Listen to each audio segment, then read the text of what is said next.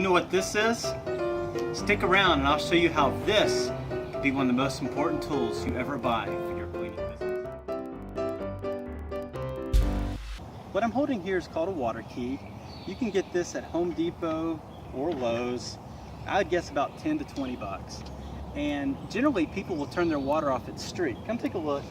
So this is the water meter cover. Generally you'll find these near the street somewhere. So you're gonna pull it up. This one's a heavy one. They're not always that heavy. Inside you'll notice a couple things. This is the meter. It tells you how much water is coming.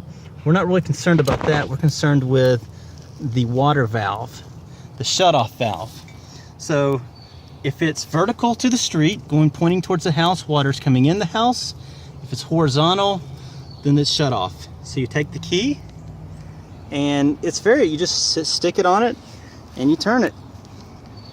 And so now that water is shut off, and this is the way it'll generally be when people winterize the house or what have you.